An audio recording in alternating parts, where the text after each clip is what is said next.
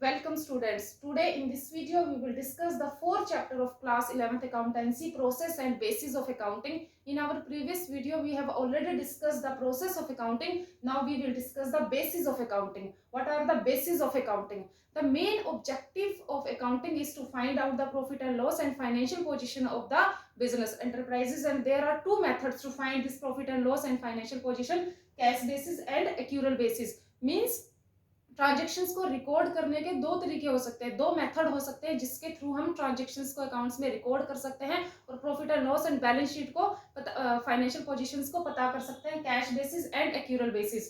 First method is cash basis. If we adopt cash basis in our organization, then only cash transactions will be recorded in the accounts. कि सिर्फ cash transactions को record किया जाएगा and we ignore all the credit transactions. कोई भी credit transactions को हम जो है accounts में record नहीं कर सकते, क्योंकि इसमें इनकम और एक्सपेंसेस को हम तभी रिकॉर्ड कर सकते हैं जब वो एक्चुअली में कैश में रिसीव्ड हुई हो या कैश में पे हुई हो. चाहे हमने इनकम अर्न कर ली हो, अगर वो हमें कैश में रिसीव्ड नहीं हुई है तो हम उसको रिकॉर्ड नहीं कर सकते हैं. इसीलिए कैश बेसिस को अगर हम फॉलो करते हैं तो सारी की सारी क्रेडिट ट्रांजेक्शन्स को हम इग्नोर करते हैं और सिर्फ कैश बेसिस को ही फॉलो करते हैं इनकम और एक्सपेंसेस से रिलेटेड. कि इनकम को सिर्फ तभी रिकॉर्ड करेंगे जब वो एक्चुअली में रिसीव्ड होंगी. हमने उसको कब अर्न किया है, that is not matter in the cash basis.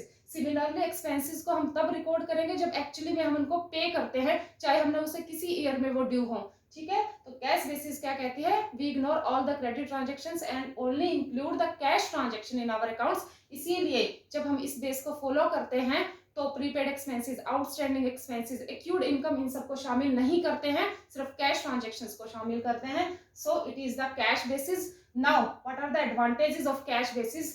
The first advantage is simple and realistic. जो कैश बेसिस होता है मेथड बहुत ज्यादा सिंपल होता है और वो रियल होता है. सिंपल क्यों होता है? क्योंकि इसमें किसी भी एनालिटिक स्किल की जरूरत नहीं होती, किसी भी पर्सनल जजमेंट की जरूरत ही नहीं होती है. जब भी कैश आता है उसको रिकॉर्ड कर लो, जब भी कैश जाता है उसको रिकॉर्ड कर लो. ना हमें कोई एस्टिमेशन करना, ना किसी क्रेडिट ट्रांजेक्शन्स को रिकॉर्ड करना है. तो ये बहुत ज्यादा सिंपल मेथड होता है. The second one is it does not require the use of estimation and personal judgment. अभी हमने डिस्कस किया है, इसमें किसी भी पर्सनल जजमेंट की या किसी भी एस्टिमेशन, किसी भी अनुमान लगाने की जरूरत नहीं होती, क्योंकि कैश एक्चुअली में जब आया है हमने रिकॉर्ड कर लिया. इनकम हमने तब रिकॉर्ड की है जब वो एक्चुअली में आई है, तो हमें किसी भी एस्टिमेशन की जरूरत नहीं होती. हमें कोई भी डेप्रिसिएशन से रिलेटेड या किसी मेथड से रिलेटेड कोई पर्सनल जजमेंट लगाना ही नहीं है, क्योंकि हम उसको रिकॉर्ड ही नहीं कर सकते हैं. किसी भी आउटस्टैंडिंग एक्सपेंसेस को, प्रीपेड एक्सपेंसेस को, डेप्रिसिएशन को हम रिकॉर्ड ही नहीं कर सकते, क्योंकि वो नॉन कैश एक्सपेंसेस हैं. ठीक है, और सिर्फ कैश ट्रांजेक्शन्स को, जो कैश से रिलेटेड एक्सपेंसेस हैं, जब पे किए जाते हैं, जब कैश में दिया हो, या इनकम को तब रिकॉर्ड करना है जब वो कैश में रिसीव्ड हो, तो किसी भी पर्सनल जजमेंट की इसमें कोई भी जगह नहीं होती. थर्ड, इसका बेनिफिट क्या होता है एक्चुअली में, कि ये उन बिजनेसेस के लिए ज्यादा यूजफुल होता है जहां पर अधिकतर ट्रांजेक्शन ही कैश में होती है, तो वहां पर हम इसको इजीली फॉलो कर सकते हैं. एक्चुअली प्रोफेशन टाइप के बिजनेस, प्रोफेशन में ये बहुत ज्यादा यूज होती है, जैसे डॉक्टर, लॉयर प्रोफेशन में. ठीक है, तो it was the cash basis. Now disadvantages of the cash basis. अब इस कैश बेसिस के डिसएडवांटेजेस क्या होते हैं? The first is does not give the true and fair view of profit and loss and balance sheet. यानी जो cash basis होता है उससे हमें पी&एल अकाउंट का और बैलेंस शीट से ट्रू प्रॉफिट एंड लॉस और फाइनेंशियल पोजीशन पता नहीं होती. क्यों? क्योंकि हम इसमें बहुत सारे ट्रांजेक्शन्स को रिकॉर्ड ही नहीं करते, सिर्फ कैश ट्रांजेक्शन्स को रिकॉर्ड करते हैं. अब इतनी सारी क्रेडिट ट्रांजेक्शन्स होती हैं बिजनेस में, उन सबको रिकॉर्ड ही नहीं करते, तो हमें ट्रू प्रॉफिट एंड लॉस और फाइनेंशियल पोजीशन पता नहीं होती, क्योंकि हम इसमें आउटस्टैंडिंग एक्सपेंसेस है या प्रीपेड एक्सपेंसेस है या अनअर्न्ड इनकम है, इन सबको रिकॉर्ड नहीं करते, जिसके बिना हम ट्रू प्रॉफिट एंड लॉस और फाइनेंशियल पोजीशन पता ही नहीं कर सकते. The next one is it does not follow the matching principal. Accounts में मैचिंग प्रिंसिपल बहुत ज्यादा इंपॉर्टेंट प्रिंसिपल होता है. मैचिंग प्रिंसिपल क्या कहता है कि एक्सपेंसेस को तब रिकॉर्ड करना है जब वो हमें इनकम, जब उससे बेनिफिट्स मिलता है, वो इनकम अर्न करने में हेल्प करती है. यानी एक्सपेंसेस और इनकम जो है मैच करने चाहिए, सेम पीरियड में होने चाहिए. लेकिन कैश बेसिस में वो कभी भी मैच नहीं कर सकती, क्योंकि कैश बेसिस में एक्सपेंसेस को तब रिकॉर्ड किया जाता है जब वो एक्चुअली में पे किए जाते हैं, ना कि तब रिकॉर्ड किया जाता है जब वो ड्यू होते हैं. इसीलिए ये मैचिंग प्रिंसिपल को फॉलो नहीं करता. Possibility of manipulation of profits. इसमें बहुत ज्यादा पॉसिबिलिटी होती है प्रॉफिट को मैनिपुलेट करने की, क्योंकि एक्चुअली में हम जानबूझकर कैश को डिले कर सकते हैं या उसको अर्ली पेमेंट में दिखा सकते हैं टैक्स वगैरह से बचने के लिए. तो क्या होता है, इसमें मैनिपुलेशन बहुत ज्यादा होती है. Next is Companies Act 2013 does not recognise it. Companies Act 2013 ये कहता है कि जितने भी ज्वाइंट स्टॉक कंपनीज होती हैं जो एक्ट 2013 के अंदर रजिस्टर्ड है, वो कैश बेसिस को फॉलो नहीं कर सकती, वो एक्यूरल बेस को फॉलो करती है, क्योंकि ये उसको रिकॉग्नाइज ही नहीं करता. So it was the cash basis. Now the second basis is accrual basis. What is accrual basis?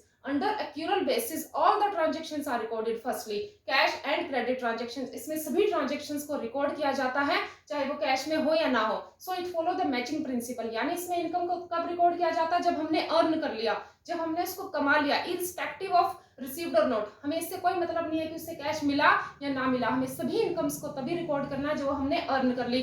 Similarly expenses का भी पेड से, कैश से कोई रिलेशन नहीं होता. जब एक्सपेंसेस ड्यू हो जाता है तभी उसको अकाउंट्स में क्या कर लिया जाता है? रिकॉर्ड कर लिया जाता है. हमने उसको पे कब किया, doesn't matter. So it is the accrual basis, जहां पर एक्सपेंसेस को या इनकम को तभी अकाउंट्स में रिकॉर्ड कर लिया जाता है तब वो ड्यू होती है या जब हमने कमा ली. उसका कैश से कोई भी रिलेशन नहीं होता है. So basically it is related to the period, यानी उस पीरियड में हम रिकॉर्ड करते हैं जिसमें वो ड्यू हो चुकी है, जिसमें कमा ली गई है. चाहे कैश में कभी मिला हो, चाहे नेक्स्ट ईयर में मिला हो, लेकिन उसी ईयर में रिकॉर्ड कर लिया है जब हमने इसको कमा लिया है. सो it is the accrual basis.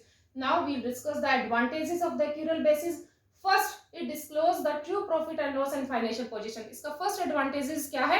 कि true profit and loss और financial position पता चल जाती है हमें, जो कैश बेसिस से नहीं पता चलती.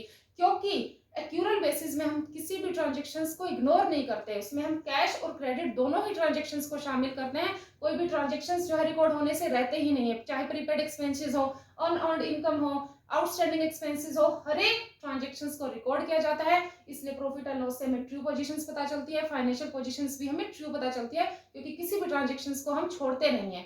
Next one is follow the matching principal. सबसे बड़ा बेनिफिट एक्यूरल बेसिस का क्या होता है? ये मैचिंग प्रिंसिपल को फॉलो करता है. इसमें एक्सपेंसेस को उसी साल रिकॉर्ड किया जाता है जब वो हमें बेनिफिट्स देना स्टार्ट करता है. यानी इनकम और एक्सपेंसेस का मैचिंग प्रिंसिपल को फॉलो किया जाता है, इसीलिए वो ट्रू प्रॉफिट एंड लॉस और फाइनेंशियल पोजीशन हमें पता चलती है. इसमें कैश से कोई रिलेशन नहीं होता कि कब पे किया गया है. एक्चुअली में जब ड्यू हो चुका है एक्सपेंसेस, उसको रिकॉर्ड कर लिया जाता है. जब इनकम अर्न कर ली हमने, उसको रिकॉर्ड कर लिया जाता है. इसलिए मैचिंग प्रिंसिपल को फॉलो करता है. मैचिंग प्रिंसिपल भी यही कहता है कि एक्सपेंसेस और इनकम को तब रिकॉर्ड करना है जब वो ड्यू हो चुका है या हमने कमा ली हो. Next one is recognised by the Companies Act. अब 2030 कंपनी एक्ट इसको रिकॉग्नाइज करता है, इसको मानता है, क्योंकि वो कैश बेसिस को नहीं मानता है. So these were the advantages of accrual basis. Now we discuss the disadvantages of the accrual basis. First, it is not as simple. अब कैश बेसिस बहुत ज्यादा सिंपल होता है, क्योंकि इसमें किसी भी जजमेंट की या किसी भी एस्टिमेशन की जरूरत नहीं होती. जब कैश आता है रिकॉर्ड कर लेते हैं, कैश जाता है रिकॉर्ड कर लेते हैं. लेकिन ये इतना सिंपल नहीं होता है. इसमें बहुत सारी हमको जजमेंट्स करनी पड़ती हैं. Prepaid expenses, outstanding expenses, accrued income से रिलेटेड बहुत सारी ट्रांजेक्शन्स करनी पड़ती हैं. तो ये इतना सिंपल नहीं होता है. Next one is require use of estimation and personal judgement. Similarly इसमें हमें कई बार पर्सनल जजमेंट और एस्टिमेशंस का सहारा लेना पड़ता है. जैसे डेप्रिसिएशन वगैरह या क्लोजिंग स्टॉक का वैल्यूएशन है, तो वो पर्सनल जजमेंट से इफेक्ट होता है. So these were the disadvantages of the accrual basis. So in this video we discuss the basis of accounting, cash basis and accrual basis. Hope you understand the concept. In our next video we will discuss difference between cash basis and accrual basis. Thank you.